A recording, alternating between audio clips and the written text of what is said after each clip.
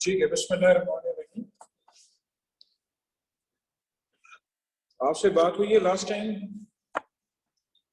Autosomal recessive के बारे में बात हुई है, ऑटोसोमल डोमिनेंट के बारे में बात हुई है, सेक्स क्रोमोसोमल रिसेसिव के बारे में बेटा बात हुई है।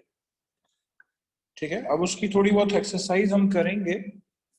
ठीक है, और तो एक्सरसाइज जरा देख लें, लास्ट टाइम आपसे बात हुई थी, स्क्रीन पे आपको नजर आएगा।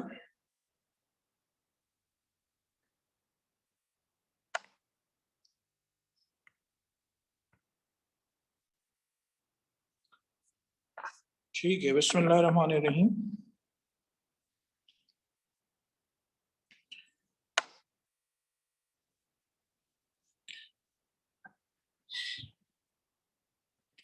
आपको स्क्रीन पे पेडिग्री ट्री नजर आ रहा है।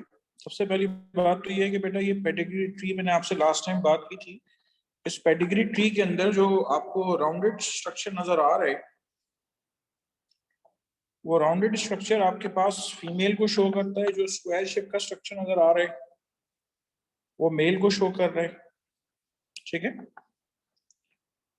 अच्छा, अब इस सवाल के अंदर आपसे पूछा ये गया है कि कोई कैरेक्टर जो है वो रेसेसिव एलील जो है, the family tree shows inheritance of a condition caused by the recessive allele small R. अब मैं इसको आपको बताऊंगा कि जब मैंने आपको ऑटोसोमल रेसेसिव बताया था तो मैंने आपसे कहा था कि ऑटोसोमल रेसेसिव बीमारी में फिनाइल कीटोन यूरिया के अंदर अगर स्मॉल पी आएगा तो सूरत में क्या होगा, स्मॉल पी आने की सूरत में उस इंसान को फिनाइल कीटोन यूरिया हो जाएगा। ठीक है, उस इंसान को फिनाइल कीटोन यूरिया जो है वो हो जाएगा अगर स्मॉल पी होगा तो। अब स्क्रीन पे जो आपको पेडिग्री ट्री नजर आ रहे, स्क्रीन पे जो आपको पेडिग्री ट्री नजर आ रहे तो वो इसी चीज को शो कर रहे कि कोई कैरेक्टर जो है वो आपके पास रेसेसिव एलील कंट्रोल कर रहे हैं। यानी कि आप देखें 3 के ऊपर कलर हुआ हुआ है, 10 पे कलर हुआ हुआ है, 13 पे कलर हुआ हुआ है। तो ये दरअसल क्या शो कर रहा है कि ये स्मॉल आर जो है इसकी वजह से ये बीमारी हो रही है। ठीक है, चले, अब आपसे पूछा गया कि which of the females are certain to have the genotypes capital R small R. कौन सी फीमेल्स ऐसी हैं कि जो लाजमी कैपिटल आर स्मॉल आर होंगी। उसके लिए सबसे पहले आप एक काम करें, आपके पास रफ रजिस्टर होगा, आप उसमें ये पेडिग्री ट्री बना लें। ठीक है, और मेरी बात सुनते जाइए, साथ साथ पेडिग्री ट्री भी बनाते जाएं, साथ साथ सुनते भी जाइए। जहां 3 लिखा हुआ है, जहां 10 लिखा हुआ है, जहां 13 लिखा हुआ है, वहां तो आप देखें कंफर्म्ड है कि स्मॉल आर मौजूद है। ठीक है, वहां पे आप कंफर्म कह रहे हैं कि स्मॉल आर, तो वो भी लिख लीजिए अपने पास।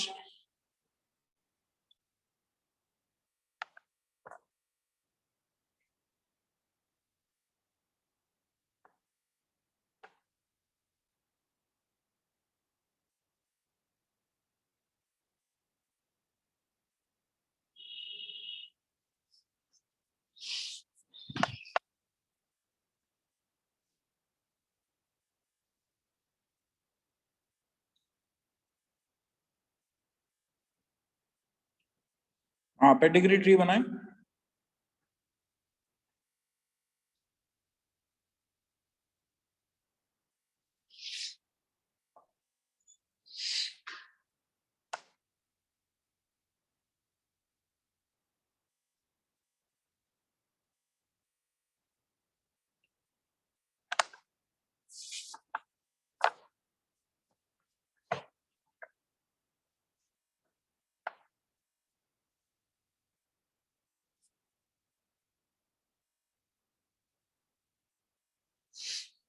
चलें,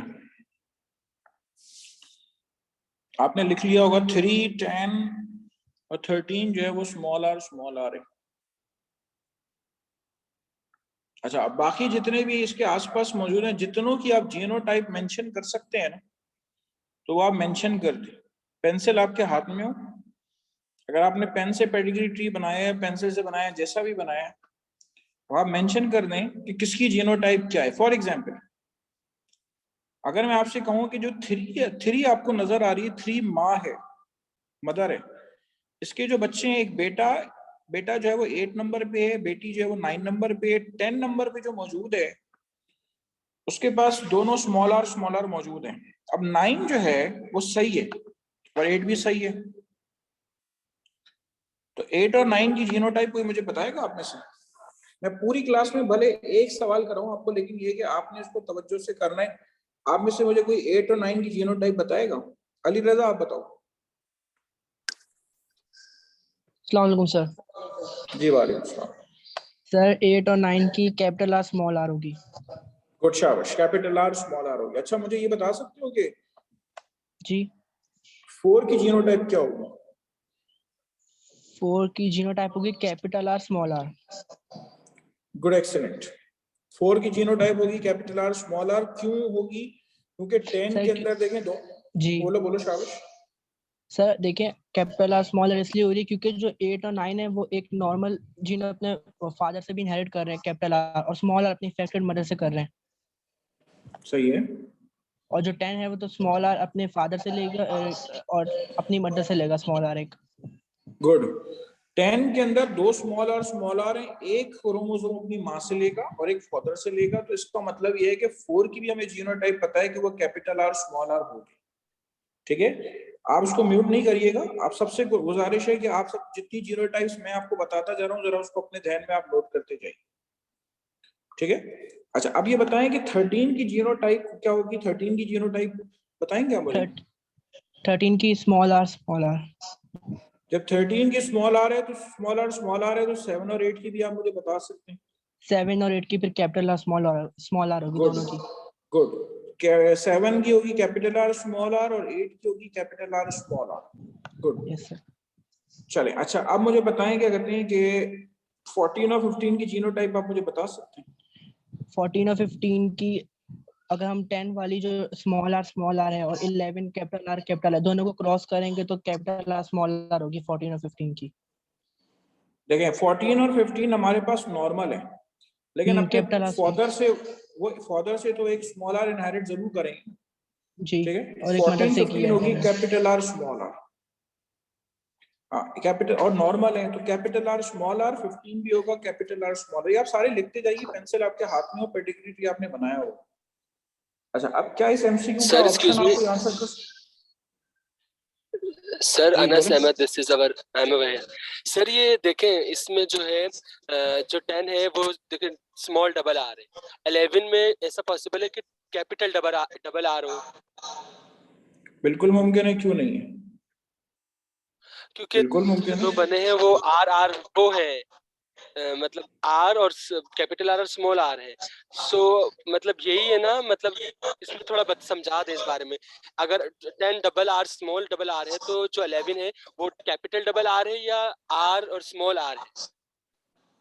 अच्छा, आप लेट मी फिनिश।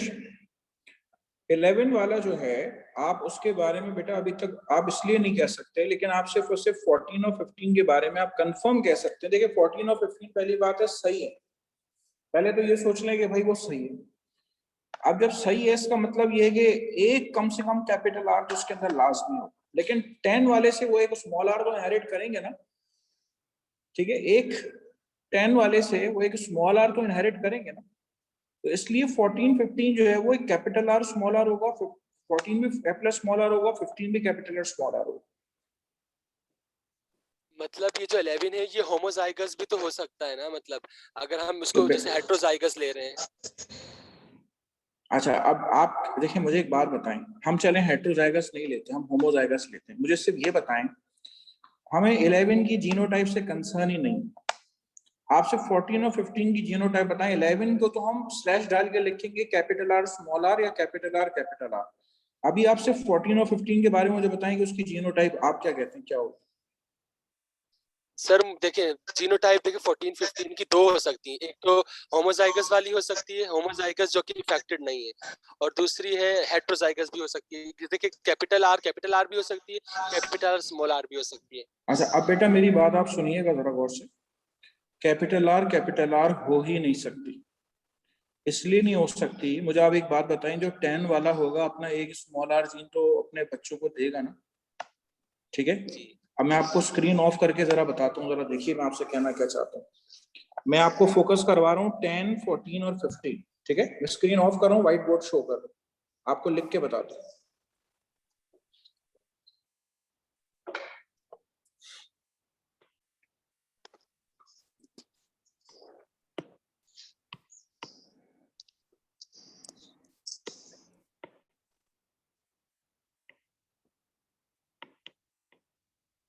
ये 10 है, ये 14 और 15, ठीक है। 10, 14 एंड 15। तो आप जरा गौर करें, 10 है स्मॉल आर। तो मुझे एक बात बताएं, वो 14 को एक स्मॉल आर, 15 को एक स्मॉल आर तो लाजमी देगा ना। So how can it possible कि 14, 15 कैपिटल आर हो? और चूंकि वो नॉर्मल दिखाए हुए तो फिर तो कंफर्म बात हो गई वो कैपिटल आर स्मॉल आर, ठीक है। अब आप ये जो इसकी मदर है, आप इसको कुछ भी कंसिडर करें, ये कैपिटल, इसको स्लैश डाल के हम ये लिख सकते हैं कि ये भी हो सकती है, ये भी हो सकती है, ठीक है। अगर इनके बच्चों में 14, 15 में कोई अफेक्टेड आ जाता तो हम कंफर्म कह देते कि भाई माँ जो है वो कैपिटल आर स्मॉल आर है, लेकिन बच्चों में कोई हमें अफेक्टेड नजर ही नहीं आया, तो हम तो ये कह ही नहीं सकते। You got my point Anas? Yes, I just got it. Thank you, sir.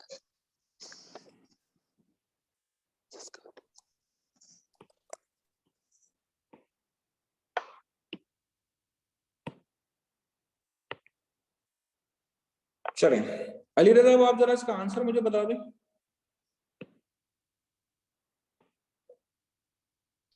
Sir correct option C answer है, option C 7, 9 and 15। Option C 7, 9 and 15। 15, ठीक है, ओके यस। गुड। अच्छा अब आप लोगों के जहन में कुछ बातें आ रही होंगी, वो आ रही होगी सर आपने 1, 2, 5, 6 के बारे में क्यों नहीं बात की? देखिए बेटा हमने इसके बारे में बात इसलिए नहीं की, 7 के बारे में तो हमें कंफर्म हो गया कि कैपिटल आर स्मॉल आर है, क्योंकि इसकी एक बेटी जो है वो 13 वाली जो है वो स्मॉल आर कंटेन कर रही है। 7 वाले के बारे में तो कंफर्म है कि वो कैपिटल आर स्मॉल आर होगी,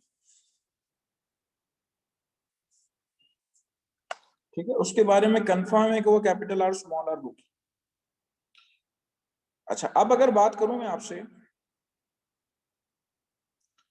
1, 2, 5 और 6 के बारे में, तो हमें कुछ कंफर्म ही नहीं है। 1, 2 कुछ भी हो सकता है, कैपिटल आर स्मॉल आर भी हो सकता है, कैपिटल आर भी हो सकता है, 1, 2, लेकिन इनमें से कोई एक हेटेरोजाइगस होगा। तो इसलिए हमें बड़ा सवाल सिंपल करके पूछा गया है, 7, 9 और 15 इज योर करेक्ट आंसर। 7 के बारे में हम डैम श्योर हैं कि हाँ भाई this is capital R small R. 9 के बारे में भी हम डैम श्योर हैं, और 15 के बारे में हम डैम श्योर हैं। जो आपने अभी अपनी स्टेटमेंट में लिखा है ना, तो आप उससे अंदाजा लगा लीजिए कि ये आपके पास दरअसल हेटेरोजाइगस होंगे, ठीक है। तो this is about your 1 MCQ, MCQ number 1। कोई आपको इसमें से सवाल करना है तो पूछे। मैंने आपसे कहा मैं पूरी क्लास में आपको एक एमसीक्यू करूंगा, लेकिन आप सही से करेंगे, क्योंकि पेडिग्री ट्री में तो सर सारी चीजें सीखने की तो बात है। हाँ बोलो सर, ये मुझे ऑप्शन डी किस तरह नहीं होगा, मुझे थोड़ा इस पे समझा दें। ऑप्शन डी लग रहा था मुझे। ठीक है, ऑप्शन डी जो है उसमें लिखा हुआ है 9, 12 एंड 15। देखिए 9 के बारे में तो कंफर्म है कि वो अपनी मदर से एक स्मॉल आर लेगा, और वो सही है, तो कैपिटल आर स्मॉल आर होगा। 12 के बारे में अगर हम देखें, 12 लिखा हुआ है, 12 जो है वो 7, 8 के क्रॉस से आए। अगर हम फर्ज करें 8 के बारे में हम कंफर्म है कि वो कैपिटल आर स्मॉल आर है, और 7 के बारे में भी हमें कंफर्म है कि वो कैपिटल आर स्मॉल आर है। जब कैपिटल आर स्मॉल आर को हम क्रॉस करेंगे तो मे बी कि वो कैपिटल आर आ जाए। मैं अब आपको व्हाइट बोर्ड बना के दिखा रहा हूँ, व्हाइट बोर्ड पे ले जाके दिखा रहा हूँ, ये चीज जरा देख लीजिए। 7, 8 और 12 को मैं डिस्कस कर,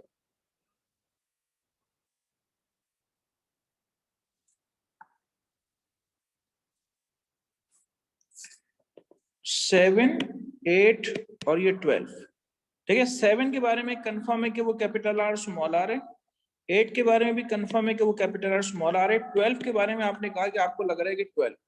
अब जरा ये क्रॉस देखिए, capital R small R, capital R small R, capital R capital R capital R small R, capital R small R small R small R. अब आप जरा ये देखें कि यहाँ पे पॉसिबिलिटी डबल कैपिटल आर की भी है और यहाँ पे कैपिटल आर स्मॉल आर की पॉसिबिलिटी भी। तो हमें ये कंफर्म नहीं है कि 12 वाला जो है वो लाजमी जो है वो कैपिटल आर स्मॉल आर होगा या कैपिटल आर होगा, हमें ये कंफर्म नहीं है, इसलिए हम इसको 12 वाले को कंसीडर नहीं कर सकते। जी अनस, गॉट माय पॉइंट? जी सर, जी, आई जस्ट गॉट इट। दोबारा उसी सेम एमसीक्यू पे जाके देख लीजिए।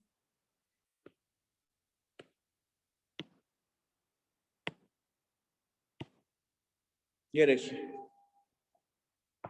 13 वाला तो हमें कंफर्म है कि स्मॉल आर है, तो लाजमी उसने अपने 7 और 8 वालों से एक स्मॉल आर लिया होगा, तो 7 और 8 तो कंफर्म है कि कैपिटल आर स्मॉल आर।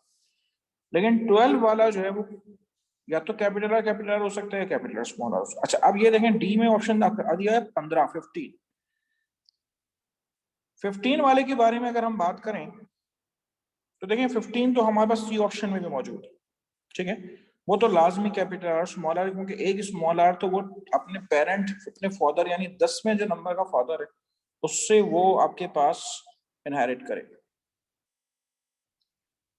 चलें आइए नेक्स्ट एमसीक्यू की तरफ। MCQ number 2। आप जब भी एमसीक्यू में आपसे कहूं आप उसको पहले टाइम देंगे। ठीक है, सबसे पहले अपने पास आप पेडिग्री ट्री बना लें, उसके बाद फिर बात करते हैं कि उस एमसीक्यू के बारे में क्या डिटेल।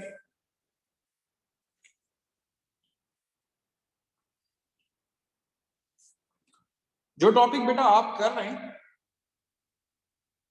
ये टॉपिक सिंध बोर्ड वालों ने तो कभी किया ही नहीं है। ए लेवल्स वाले तो फिर भी ओ लेवल्स में करके आ रहे हैं। जो मेरे ओ लेवल के स्टूडेंट्स हैं उनको मैंने ये पेडिग्री ट्री एनालिसिस करवाई भी है। ठीक है, बहुत सिंपल आती है ओ लेवल्स में, लेकिन ये कहते हैं कि ये ओ लेवल वाले स्टूडेंट्स करते हैं और ए लेवल्स भी करते हैं, फेडरल वाले भी करते हैं। सिंध बोर्ड में भी खास तौर पे ऐसा है कि वो लोग इस चीज को बहुत लिमिटेड हद तक करते हैं। तो ये टॉपिक मैं कहना चाहता हूँ सबके लिए, जितने भी लोग इस वक्त इस क्लास के पार्टिसिपेंट्स हैं सबके लिए बिल्कुल नई चीज है। सर एमकेट में इस तरह के डायग्रामेटिक क्वेश्चंस मतलब पास पेपर्स देखे तो आए में मैंने जहां तक देखे तो बहुत कम मिले हैं, एक आधी होगा इस तरह के क्वेश्चंस। तो आप एक आध की बात कर रहे हैं तो आपको हर साल ये क्वेश्चन नजर आ रहा है पेडिग्री ट्री, हर साल मिल रहा है आपको एमकेट में। जी हाँ, हर साल मौजूद है।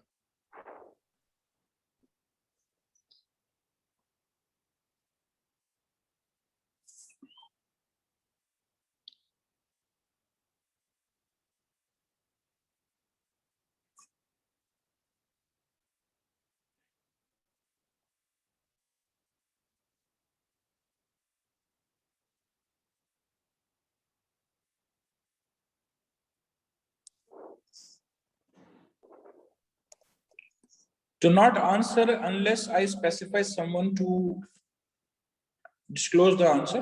ठीक है, सर ये पूरा लेसन आपने पढ़ा दिया है?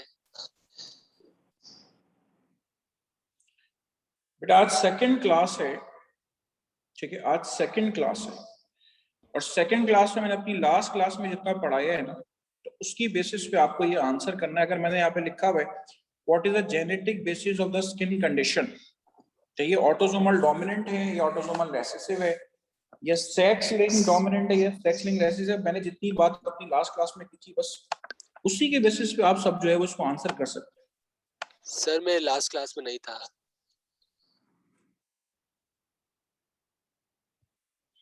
मैंने आपको म्यूट कर दिया क्योंकि आप बगैर परमिशन के जो मुझे हैंड रेज करके बात कर सकते, जिसको भी बात करनी है हैंड रेज करके बात करें।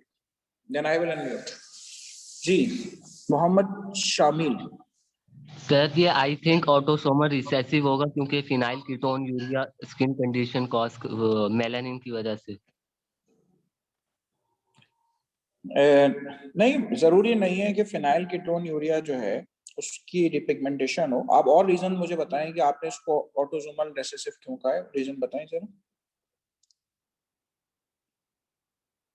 शामिल आपसे कह रहा हूं।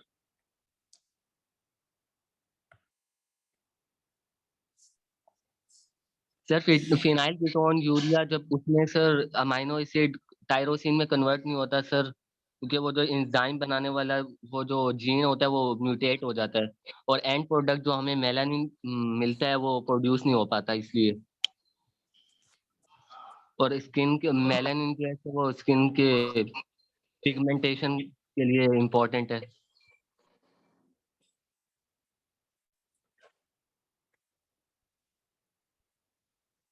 जी नहीं, कभी भी हम स्किन कंडीशन को इस लिहाज से हम नहीं कहेंगे।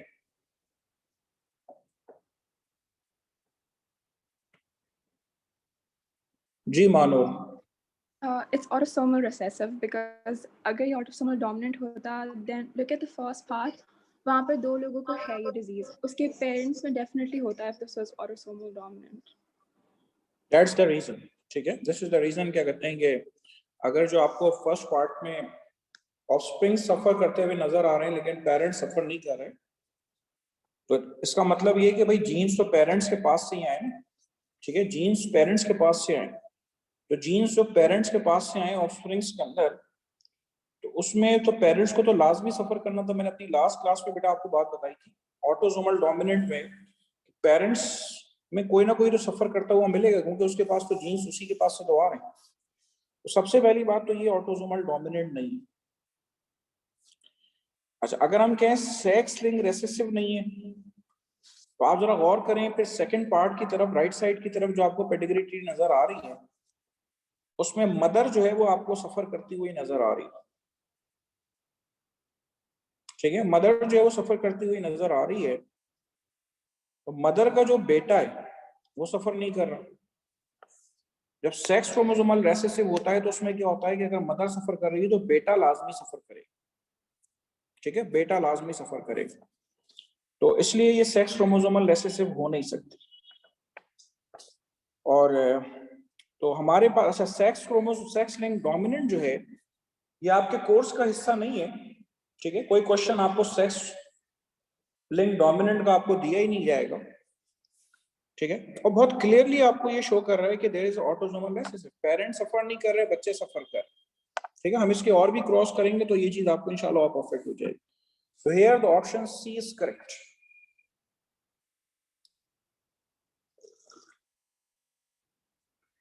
मैं आपको व्हाइट बोर्ड पे इसका पेडिग्री ट्री भी एक बार रिवाइज कराता हूँ, जरा देखिए।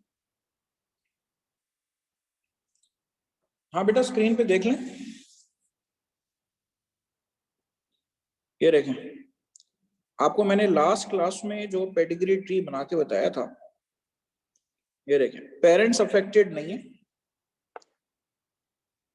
फिनाइल कीटोन यूरिया की मैंने आपको एग्जांपल दी थी, और उसमें आपसे कहा था कि बच्चे जो है वो आपके पास उसमें ये इस तरीके से अफेक्टेड, ये देखिए, पेरेंट्स अफेक्टेड नहीं है लेकिन ऑफस्प्रिंग जो है वो आपको अफेक्टेड नजर आ रहे हैं। This is the clear picture of what, this is the clear picture of autosomal recessive. अच्छा, जो ऑफस्प्रिंग्स आपको नजर आ रहे हैं, ठीक है, जो ऑफस्प्रिंग्स आपको नजर आ रहे हैं, फॉर एग्जांपल वो होंगे आपके पास यहाँ पे स्मॉल पी और स्मॉल पी। मैंने आपको फिनाइल कीटोन यूरिया की एग्जांपल दी थी। पेरेंट्स अफेक्टेड नहीं है तो पेरेंट्स होंगे capital P small P, capital P small P. अब अगर आप पनेट बॉक्स बनाते हैं क्रॉस करने के लिए, capital P small P, capital P small P, capital P, capital P, capital P small P, capital P small P, small P small, तो आप जरा गौर करें कि अगर पेरेंट्स हेटेरोजाइगस हैं, यानी कि वो नॉर्मल कंडीशन में है, तो ऑफस्प्रिंग्स के अंदर आपको स्मॉल पी वाली कंडीशन मिल सकती है। This is the case of autosomal recessive. Autosomal dominant वाले केस में क्या था? ऑटोसोमल डोमिनेंट वाले केस में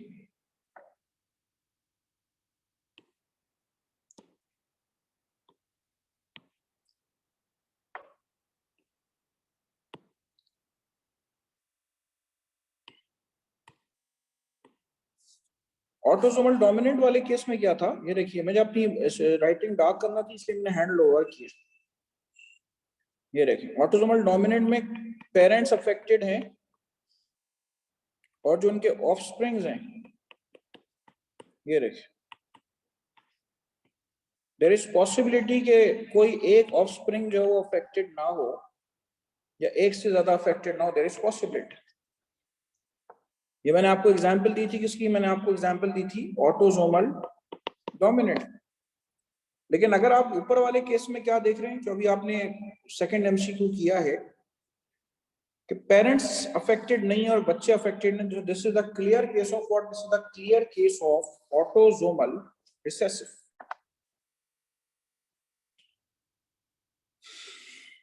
आप जितने ज्यादा इसमें एमसीक्यूज करेंगे ना उतना ज्यादा जो है आप उसमें एक्सपर्ट हो जाएंगे। ये देखें मैंने दोबारा उस एमसीक्यू को ओपन किया है। मानूर इमरान, अब आप बेटा हैंड रेस करें तो मैं आपको, आपने जो पूछना है पूछ लीजिए बेटा।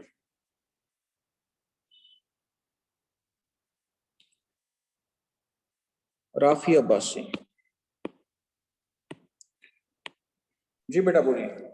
अस्सलाम वालेकुम सर। सर आप कह रहे हैं कि पेरेंट्स इफेक्टेड नहीं है और ऑफस्प्रिंग इफेक्टेड है, लेकिन राइट साइड में तो मदर इफेक्टेड है और उनकी जो डॉटर है वो भी इफेक्टेड है, तो ये आप अपना माइक म्यूट नहीं करिएगा बेटा, मेरी बात पूरी सुन लें, ठीक है। आप जरा देखें मदर बेटा अफेक्टेड है, जो जब मदर अफेक्टेड है हम देखें जितना पूरा पेडिग्री ट्री होता है ना, हम पूरा एक साथ रीड करते हैं, इस पूरे पेडिग्री ट्री के अंदर आपको जो एक कॉज मिलेगा वो मिलेगा ऑटोसोमल रिसेसिव। अब आप जरा गौर करें, मदर अफेक्टेड है तो वो क्या होगी, वो होगी स्मॉल पी स्मॉल पी। अब उनकी एक बेटी जो है वो अफेक्टेड नजर आ रही है तो बेटी भी होगी स्मॉल पी स्मॉल पी। तो अब जो फादर अफेक्टेड नहीं नजर आ रहा तो वो क्या होगा, उसकी जीनोटाइप क्या होगी, आप मुझे बताएंगे? Capital P small P. Capital P small P, ठीक है। अब देखें फादर अफेक्टेड नहीं है, ठीक है, फादर अफेक्टेड नहीं है तो नीचे जो आपको उनके एक बेटी और बेटा सही नजर आ रहे हैं तो वो एक बेटा और बेटी क्या होंगे, वो कैपिटल पी स्मॉल पी होंगे, कैपिटल पी स्मॉल पी होंगे। ये तो और क्लियर हो रहा है कि ये ऑटोसोमल रिसेसिव होगा, ये तो और चीज क्लियर हो रही है। अब उसके बाद जो नीचे वाला सबसे नीचे जो पेडिग्री ट्री नजर आ रहे हैं उसमें देखें माँ अफेक्टेड है, सबसे आखिर में जो बच्चे नजर आ रहे हैं बेटा बेटी अफेक्टेड है और दो बेटियां अफेक्टेड नहीं है लेकिन उनकी माँ अफेक्टेड है।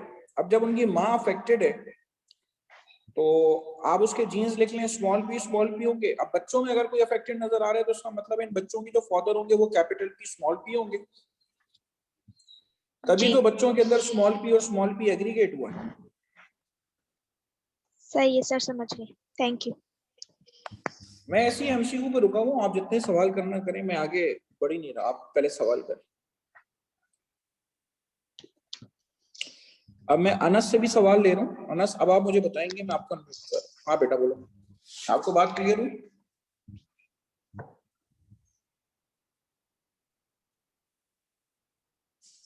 आपकी स्क्रीन पे बेटा अनम्यूट आ रहा होगा। जी सर। देखिए असल में हुआ ये है कि लास्ट क्लास का पूरा 1 घंटा जो है ना हमने एग्जाम्पल्स देके autosomal recessive, autosomal dominant, chromosomal recessive उसमें स्पेंड किया था और हमने कहा था कि हम नेक्स्ट क्लास में इंशाल्लाह उसकी एक्सरसाइज करेंगे। तो ये स्क्रीन मैंने लास्ट टाइम क्लास पे नहीं खोली थी क्योंकि हमारा इतना टाइम नहीं था, 1 घंटा था बस। अब हम उसकी प्रैक्टिस कर रहे हैं और याद रखें कि ये प्रैक्टिस उस वक्त तक चलती रहेगी जब तक हम मुकम्मल तौर पर इसको एब्जॉर्ब न कर लें। और ये मेरे पास अभी नीचे क्वेश्चन और बहुत सारे आ रहे हैं। अभी तो ये सेकंड क्वेश्चन है, ठीक है। कोई बात, अगर आप इन क्वेश्चंस पे अपने आप को एग्जामिन करें कि whether you are able to answer और नॉट। चलें इसके बाद आइए, हाँ ये थर्ड वाला एमसीक्यू कर लें आप। स्क्रीन पे आपको बेटा एमसीक्यू नंबर 3 दिया हुआ है। आप सबसे गुजारिश है कि क्वेश्चन नंबर 3 जो है वो आप सॉल्व करें। अपने पास आप पेडिग्री ट्री बना सकते हैं। आप देखें 1 2 3 4 5 तकरीबन 5 ट्रीज एक साथ बनाए गए। The diagram shows the inheritance of an X-linked recessive trait in humans. Which individual is homozygous recessive?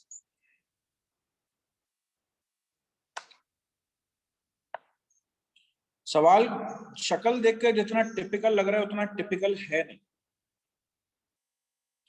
जब भी हम बेटा एक्स लिंक्ड रिसेसिव की बात करते हैं तो मैंने आपको लास्ट क्लास में बताया था कि सिर्फ दो बीमारियां हमारे जहन में आती हैं, कलर ब्लाइंडनेस, एक हीमोफीलिया, और तीसरी बताई थी ड्यूशेन मस्कुलर डिस्ट्रॉफी। तो ऊपर तो क्लियरली बता दिया कि भाई ये एक्स लिंक्ड रिसेसिव।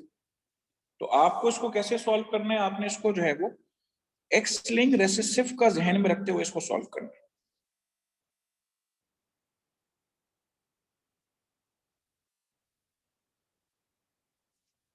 अच्छा, जो बच्चे ने किसी ने हैंड रेज किया है बेटा, हैंड रेज करेंगे तो अभी फिलहाल अगर क्वेरी हो तो मुझसे पूछें, बाकी मैं आंसर पूछने के लिए अनाउंस करूंगा तो फिर मुझे आंसर दीजिएगा। अभी लोग इसको कॉपी कर रहे हैं, इट्स टू अर्ली कि मैं किसी से आंसर ले लूं। आपसे बस ये पूछा है ए बी सी डी में से कौन से आपके पास होमोजाइगस रिसेसिव।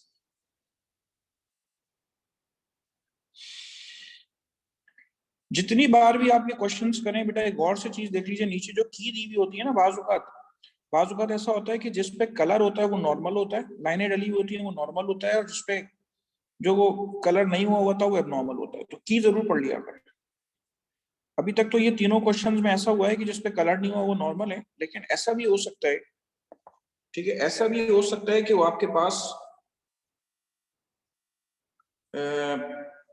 नॉर्मल और एबनॉर्मल वाली कंडीशंस जो है वो अलग अलग।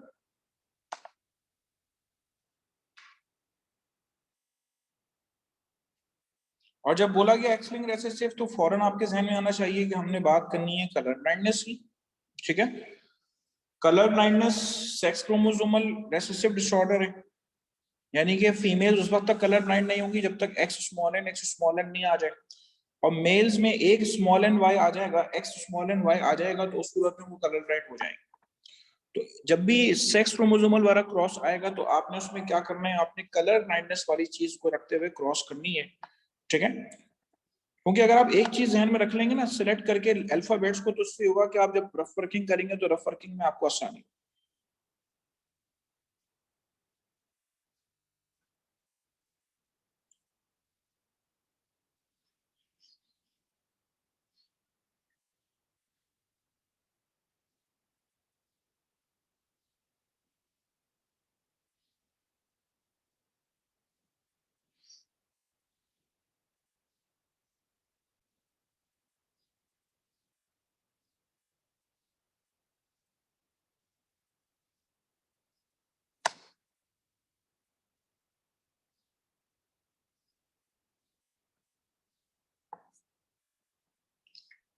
हाँ बेटा बोलो।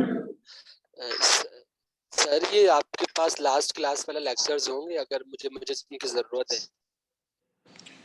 हाँ बेटा, आप एक काम करो कि जो ग्रुप आपका शहीद मिल्लत का ग्रुप बना हुआ है ना, उसमें एडमिन से आप कह दीजिए कि आपको लिंक दे दें, ठीक है। क्योंकि इस वक्त भी देखें स्क्रीन पर लिखा हुआ है रिकॉर्डिंग, तो ये सारे लेक्चर बेटा रिकॉर्ड इस वजह से होते हैं कि कोई भी अगर लेक्चर किसी का मिस हो जाए तो वो उसकी रिकॉर्डिंग जाके देख ले। Okay, we want to move forward, आपके पास करने के लिए बहुत कुछ है, ठीक है। आज आप देखें आपकी सेकंड क्लास है, आपके लिए करने के लिए बहुत कुछ है, तो हम पीछे जाएंगे तो वो समझ लें कि वो मुमकिन नहीं है। तो अच्छी बात है कि आप सर फराज हैं या सर जैन हैं, उन दोनों से किसी से आप कह दीजिए, ठीक है। वो आपको बेटा लिंक शेयर कर देंगे, लास्ट क्लास रिकॉर्ड हुई थी तो वो आपसे लिंक शेयर कर लेंगे, आप उसको रिकॉल कर लीजिएगा। जो भी क्लास में आज न्यू है ना, तो काइंडली बेटा आप पढ़ लीजिएगा। Thank you sir.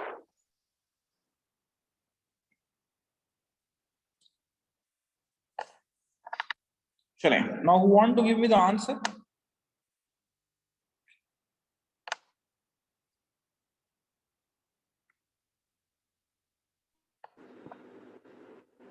So I think it's B. ठीक है बेटा, ये बी है। और मुझे एक दो चीजें और भी बता दीजिए। देखें कोई भी हम क्रॉस अगर करेंगे ना तो हम उसकी डिटेल में जो उसकी और भी डिटेल्स होती हैं उससे भी जाएंगे। आपने बी के बारे में कहा कि दिस इज होमोजाइगस रिसेसिव, यानी कि this is X small N X small N. अच्छा, सी और डी हो सकता है क्या? C could be a carrier, but it's obviously not affected. Then it won't be homozygous. Good. And what about D? Yeah. It D cannot be a carrier because even if it gets one recessive, it's going to be affected. Okay, so we have the option, correct option is B. This is X small n and X small n. Okay, for MCQ number 3, the correct answer is B. That is x small n, x small n. Okay, for this MCQ, if someone wants to ask anything about this MCQ, you can ask.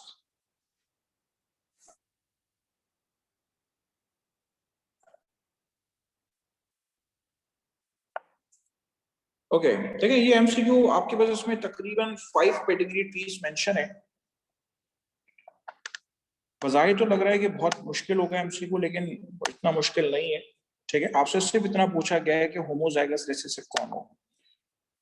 Sex chromosomal वाली condition में mails, जो human mails की बात करूं, human mails can not be homozygous, क्योंकि उसके पास तो एक वाई होता है। वाई पे ना कलर ब्लाइंडनेस के जीन्स होते हैं, ना हीमोफीलिया के होते हैं, ना ड्यूशनल मस्कुलर डिस्ट्रॉफी के जीन्स होते हैं। ठीक है, तीनों में से कोई भी नहीं होता। Okay, now very important MCQ, this fourth one.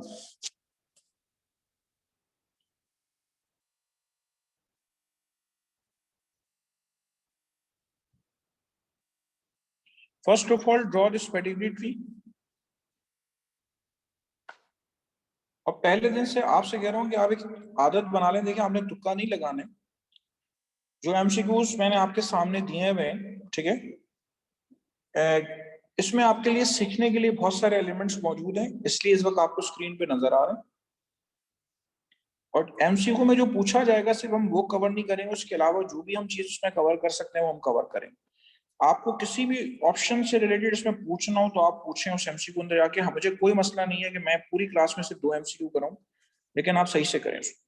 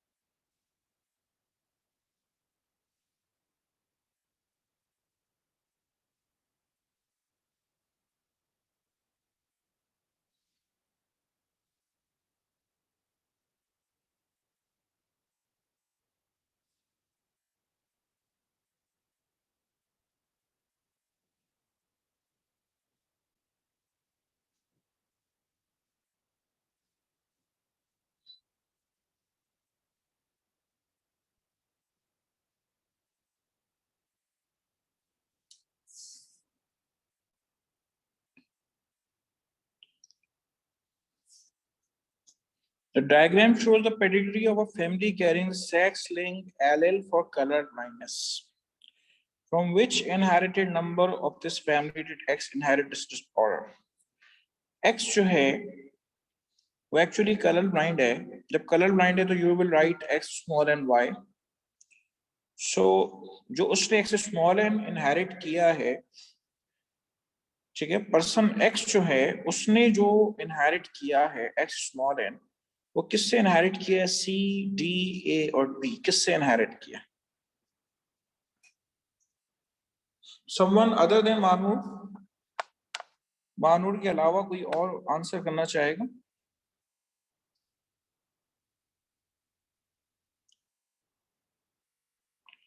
Maryam Evan.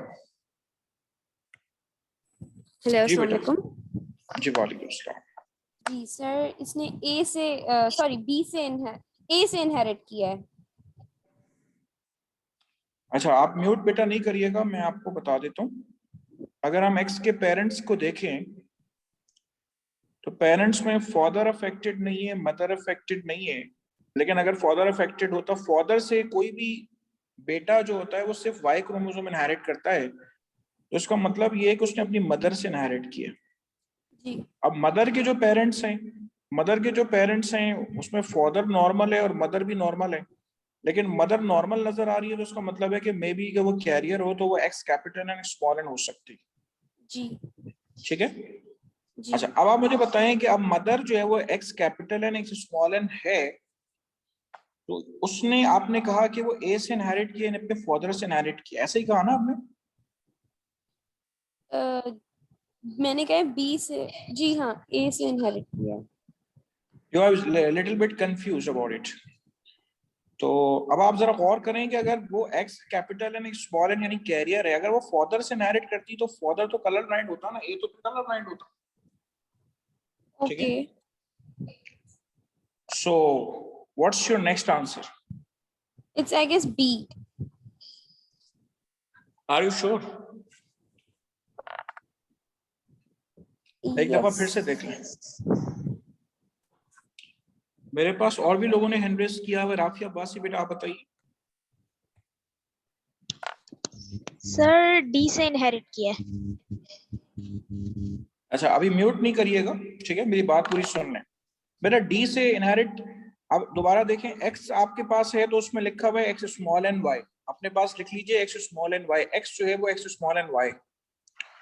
अपने फादर से कोई भी बेटा जो है वो वाई क्रोमोसोम इनहेरिट करता है, तो फादर से उसने वाई क्रोमोसोम इनहेरिट किया, तो इसका मतलब ये है कि वो एक्स स्मॉल एन तो अपनी मदर से इनहेरिट करेगा, तो वो तो ट्री तो ए बी की तरफ जाएगा, वो सी डी की तरफ तो जाएगा ही नहीं।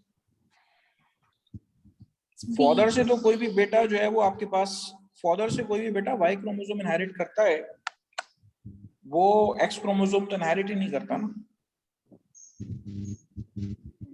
It is definitely be. ठीक है, इट इज डेफिनेटली बी। इसका आंसर जो है वो आपके पास क्या है? इसका आंसर जो है वो आपके पास बी।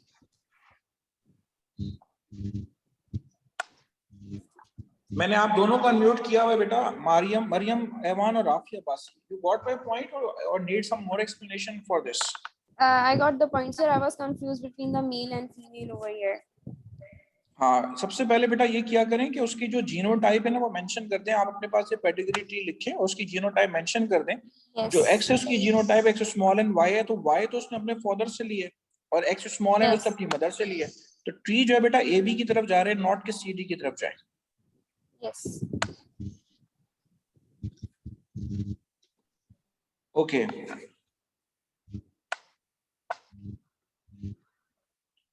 मैं अभी इसी एमसीक्यू पे हूँ बेटा, ठीक है, मैं अभी इसी एमसीक्यू पे हूँ, मैं आगे नहीं बढ़ रहा। मुझे आप में से किसी ने बताना है कि अगर कोई ऐसा जिसको अनक्लियर रह गया हो तो you may raise your hand. ठीक है, मैं नेक्स्ट एमसीक्यू की तरफ नहीं बढ़ रहा हूँ, पहले आप बेटा मुझे बता दें कि अगर still you have a problem you can ask, you may ask raising your hand.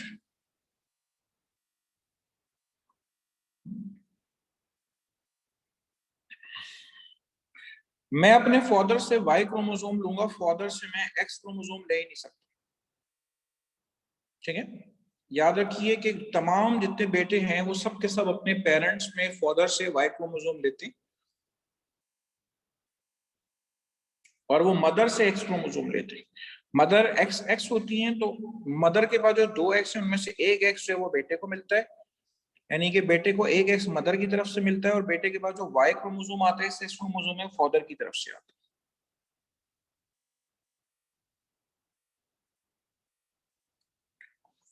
चलें, आप में से किसी ने हैंड रेज नहीं किया, ठीक है, दिस मीन्स कि आप मुझे आगे बढ़ना चाहिए। ठीक है, मानूर इमरान से मैंने पूछा इसलिए नहीं क्योंकि आई नो बेटर कि आप बेटा आपकी बात समझ में आ गई है, लेकिन ये कि मैं ऐसे लोगों को इन्वॉल्व करना चाह रहा था कि फिलहाल अगर किसी को कोई पॉइंट ऐसा नॉन अंडरस्टैंडिंग रह गया तो वो कर सके। चलें, this is your MCQ number 5th। जी हाँ, ये मेरे ख्याल से आपके एग्जाम में आया हुआ भी है, आप पास पेपर में भी आपको मिलेगा। सही से पहले इसको पढ़ लीजिए। इसमें बात हो रही है, देखें, हीमोफिलिया की। जब किसी बीमारी का आपको नाम बता दिया ना, हीमोफिलिया, तो आपको कंफर्म पता है कि भाई ये सेक्स क्रोमोसोमल रिसेसिव है। मैंने अपनी लास्ट क्लास में आपको सेक्स क्रोमोसोमल रिसेसिव की जो बीमारियां थी उसको आइडेंटिफाई कर दिया था कि कौन सी डिजीजेज जो है वो सेक्स क्रोमोसोमल रिसेसिव।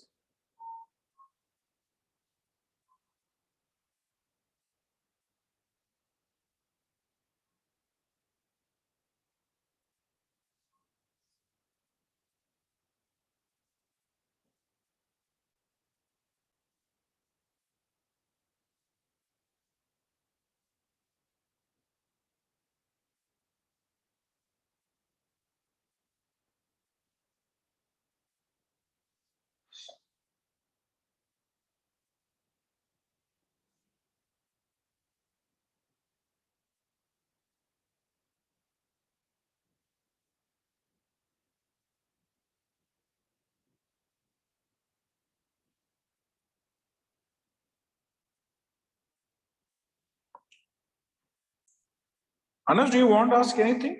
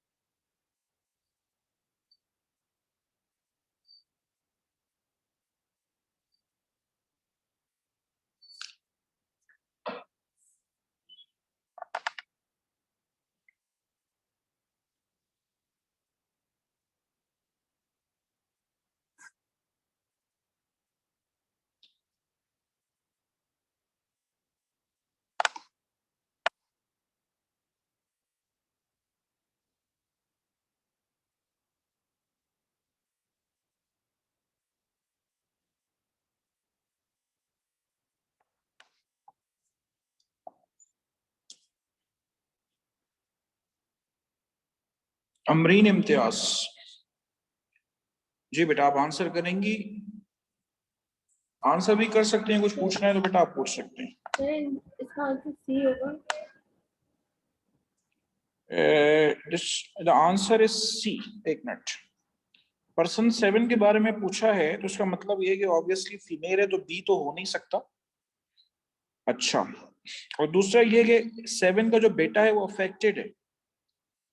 अब वो अपने फादर से तो वाई क्रोमोसोम इनहेरिट करेगा, मदर से वो एक्स स्मॉल एच इनहेरिट करेगा, तो 7 की genotype x capital H small H होगी। जी कंफर्म, बिल्कुल सही, कुछ शाबाश।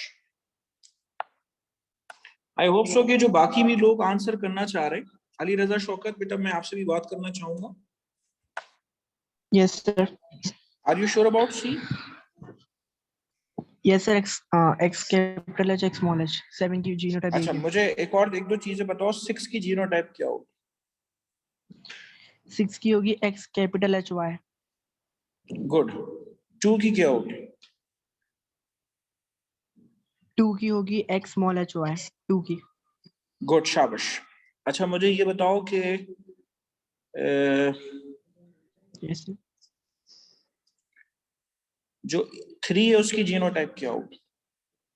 3 की हमारे पास कैरियर होगी X capital H X small H. ठीक है, x capital H X small H. Good, शाबाश। अच्छा मुझे ये बताओ कि ठीक है, 11 की जीनोटाइप क्या होगी? 11 की होगी X capital H Y. Okay, good. अब वो लोग हैंड रेस कर लें जो क्या कहते हैं कि वो लोग हैंड रेस कर लेंगे जिनको कोई बात पूछनी है उस क्वेश्चन में उससे।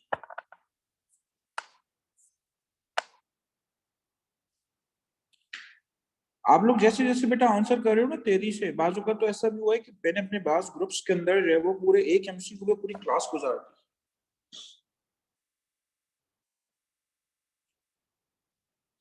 आप लोग तेज आंसर कर रहे हो, इस वजह से मैं थोड़ा फास्ट जा रहा हूँ, वरना तो मैं तो एक ही एमसीक्यू में पूरी पूरी क्लास गुजार देता।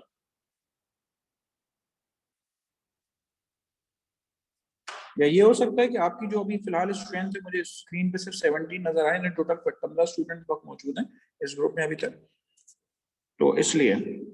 अच्छा, इसके बाद आइए number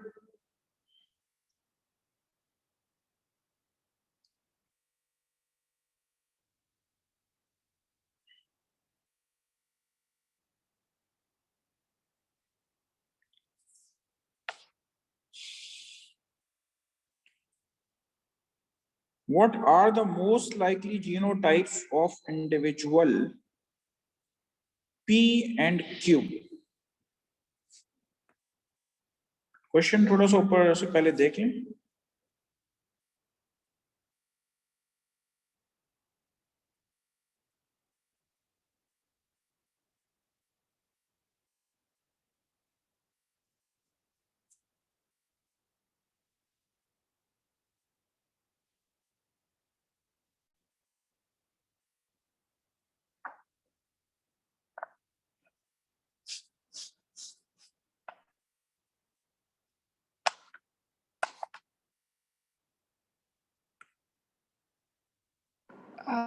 So I can't see the question. आप थोड़ा और ऊपर कर लें।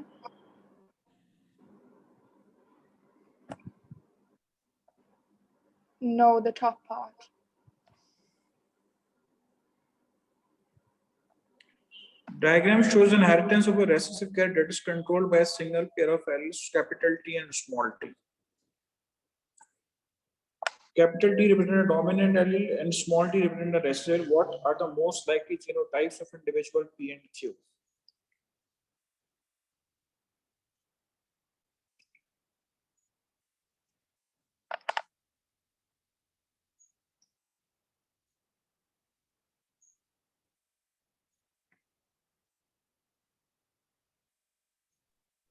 आंसर दो सर। जी बेटा। सर डी होगा, डी। आपने कहा आंसर डी होगा। अच्छा,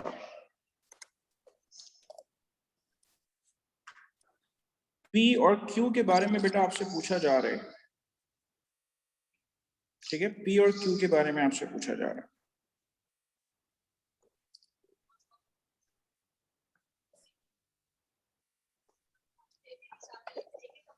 जी, और कोई आंसर देगा?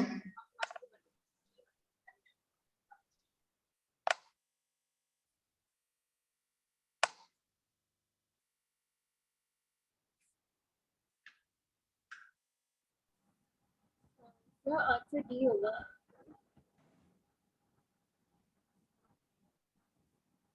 आपने कहा आंसर डी होगा। Capital T, capital T, capital T, capital T, इसमें आपको जो है वो कोई भी अफेक्टेड नजर नहीं आ रहा। जो उनके ऑफस्प्रिंग्स हैं उनमें आपको कोई भी अफेक्टेड नजर नहीं आ रहा।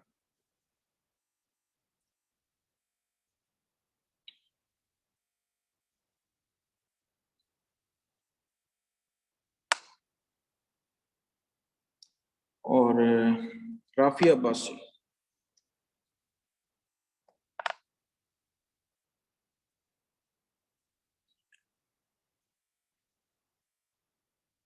जी राफिया।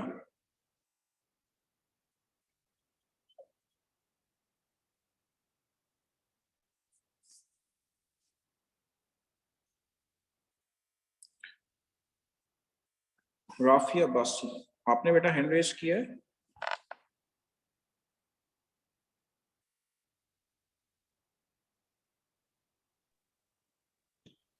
सर मुझे ये क्वेश्चन समझ नहीं आ रहा। आपका कहना बिल्कुल सही है, ठीक है, कि ये थोड़ा सा क्वेश्चन जो है वो इस लिहाज से अनक्लियर है, इसमें ऑप्शन जो दिए हुए, ठीक है, लेकिन उसके बावजूद आप इसको आंसर कर सकती हैं इन ऑप्शंस को देख के,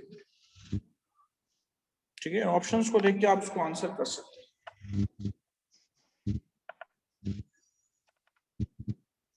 मरियम एवान,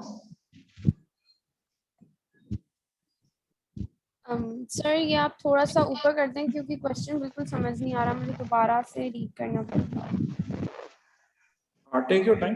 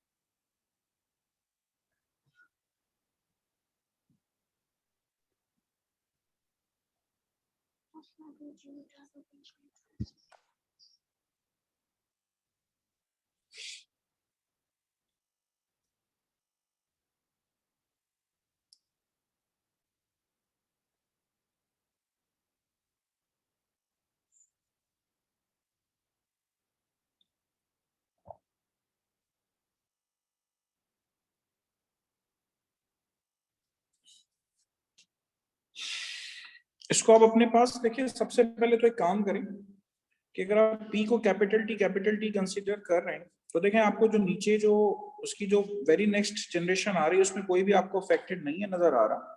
और ये उसी सूरत में हो सकता है जब आप P और Q को दोनों को कैपिटल टी कंसीडर करें। लेकिन ठीक है, लेकिन ऐसा भी मुमकिन है कि आपके पास अगर हम P को capital T small T consider करें और Q को capital T small T consider करें, ठीक है, तो ऐसा मुमकिन है कि ये भी आ सकते हैं। तो उसमें आपके पास आंसर में ऑप्शन जो है वो दो तरह से आ सकते हैं, डी भी आ सकता है और इसके अलावा भी कोई ऑप्शन आ सकता है। ठीक है, तो क्वेश्चन इज समवॉट इनकम्प्लीट। दूसरा पेपर मैं आपको स्क्रीन पे दे रहा हूं।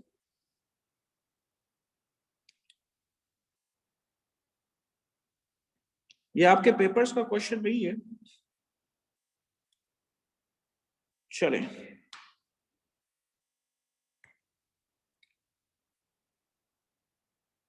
ये करने से पहले आप ये कर लें,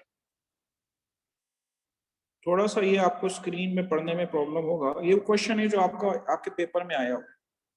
The diagram shows the characteristic of hemophilia in a family. What is the genotype of person 7? अच्छा, ये तो हमने अभी किया है। ये वही क्वेश्चन है जो हम प्रीवियस स्क्रीन पे कर आ रहे हैं। ठीक है, और ये आपके एग्जाम में आया हुआ है।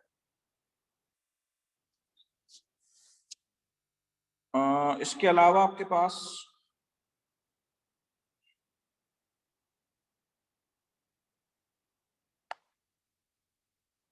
ये थोड़ा सा आपके लिए मुश्किल होगा अभी करना। ये वाले इस पेपर पे जितने भी क्वेश्चन हैं वो सारे के सारे आपके एग्जाम में आए हैं। क्वेश्चन 1 से शुरू करते हैं। Which of the following best explain the reason that Ahmad, Ali, Alia, and Aisha do not display symptoms of hemophilia even though their father Saad is a hemophilic?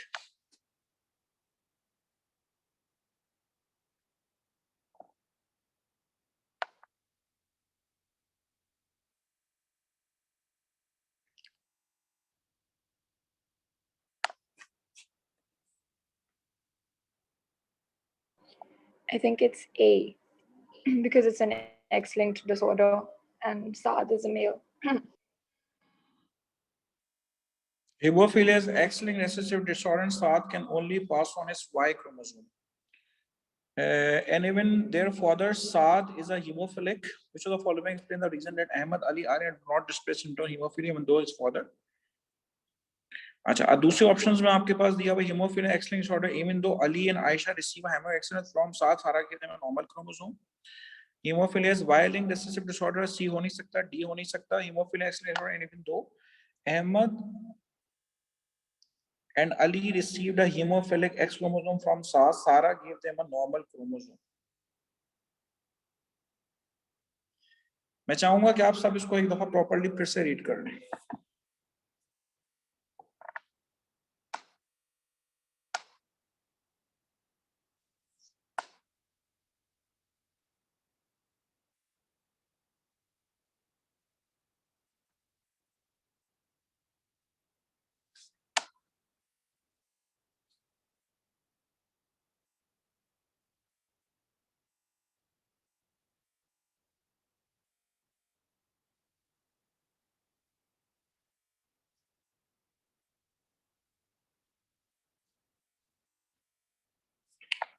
जी, मेरे पास पहले मैं हैंड रेज देख लूं कितने, 1 2 3 4 5। Good good approach. 5 लोगों ने hand raise किया हुए। अब मैं मानूर से मैंने आंसर ले लिया है, अली रजा से मैं आंसर लेना नहीं चाह रहा, रफिया अब्बासी आपसे लूंगा। जी रफिया अब्बासी, क्योंकि मैंने अली रजा से भी बहुत सारे आंसर्स पूछे हैं already. Sir B. Are you sure?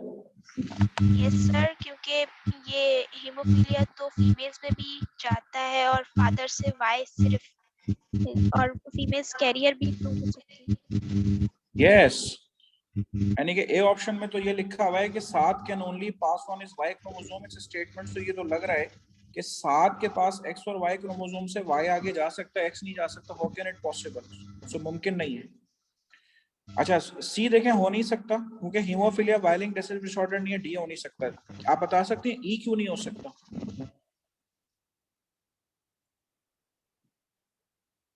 हाँ बेटा बोलोगी? क्योंकि सर फादर से तो वाई क्रोमोसोम जाता है। शाबाश। अहमद और अली के पास तो वाई क्रोमोसोम जाएगा फादर से, एक्स थोड़ी जाएगा। जी। ठीक है, option B is correct. Good. I hope so कि बाकी जितने भी लोग हैं उनका भी ये आंसर होगा। अमरीन इम्तियाज वगैरह जितने भी लोग हैं सबका मेरे ख्याल से ये आंसर होगा। मानूर इमरान बेटा आपको बात क्लियर हुई? मैं आपको अनम्यूट कर रहा हूँ।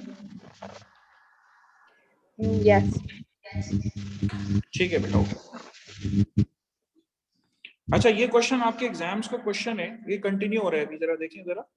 If one of allies daughter Mary's a normal man, ठीक है, ऊपर से क्वेश्चन कंटिन्यू हो रहा है। If one of allies daughter marries a normal man, what is the probability that one of their children will display symptoms of hemophilia? इसको आपको अपनी पेपर वर्क पे करके देखना होगा। ठीक है, पेपर वर्किंग आपको करना होगी, फिर आप इसको आंसर कर सकते।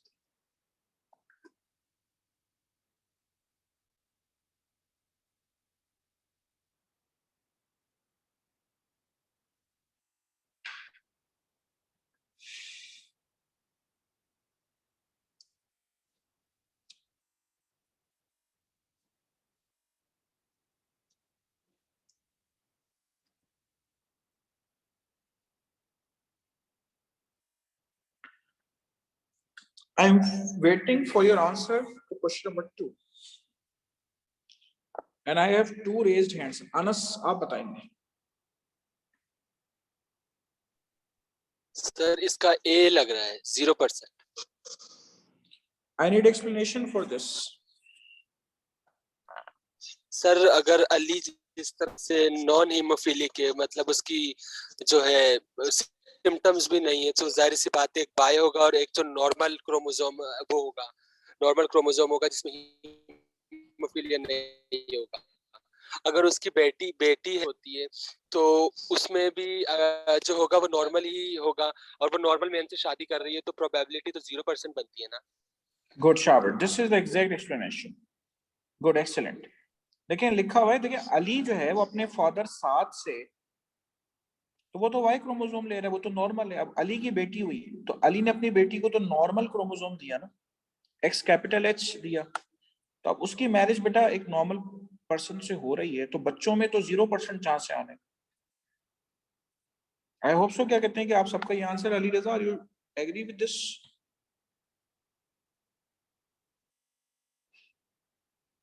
यस सर 0% है। ठीक है, मरियम मेहमान बेटा आपने सबसे पहले हैंड रेज किया था, आई नो वेरी वेल, लेकिन क्या कहते हैं कि कोई बात बेटा आपने पूछनी हो तो बता दीजिए बेटा। नहीं, मुझे आंसर ही देना था सर, इट्स 0%। और बेटा क्वेश्चन नंबर 1 के बारे में भी आपका आंसर बी था? जी मेरा बी था। जी मेरा बी था। गुड, चलें, ये सारे क्वेश्चन कंटिन्यू है बेटा, इसका पार्ट 3 है ये। Which of the following individual are heterozygous for haemophilia?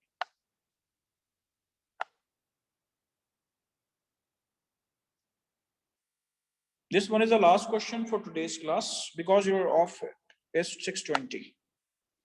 और आप में से बेटा जिसका लास्ट लेक्चर जिन्होंने नहीं अटेंड किया हुआ, आप वो ऑनलाइन पहले ले लीजिएगा, उसको रिकॉल कर लीजिए।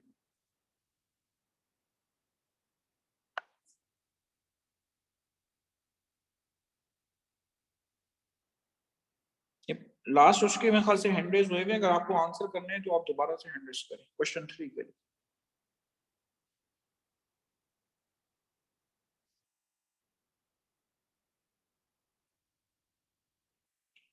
मोहम्मद शामिल। सर ये क्वेश्चन नंबर 2 जो था सर, मुझे इसमें ऑप्शन बी लग रहा है 25%, क्योंकि जो अली की जो डॉटर हैं वो तो सर हेट्रोजाइगस होंगी ना, हेट्रोजाइगस नॉर्मल कैरियर। अच्छा एक बात बताएं, अली नॉर्मल है अब नॉर्मल है? सर स्क्रीन सर थोड़ी सी आप ऊपर करें। हाँ ये बताएं, अली नॉर्मल है अब नॉर्मल है? सर अली नॉर्मल है सर। तो अपनी बेटी को क्या देगा? Sir normal. यानी कि X capital N X sorry X capital S देगा, ठीक है। अब ओके अली की सर। जो बेटी जो है वो तो बेटा नॉर्मल है ना, ठीक सर। और यहाँ लिखा सही। हुआ है one of allies daughter Mary's a normal man, what is the probability that one, तो हम अली की बेटी को जो है वो नॉर्मल कंसीडर कर रहे हैं, मैरीज अ तो नॉर्मल ठीक मैन, है what is the probability that children will display symptoms of haemophilia. अब नॉर्मल मैन से 0%। शादी कर, ठीक है, तो ठीक चूंकि है अली सर। ने तो अपनी बेटी को नॉर्मल ही जीन दिया ना। चले ओके थर्ड सर। वाला जो है वो उसकी कंटिन्यूटी में मुझे उसका आंसर चाहिए।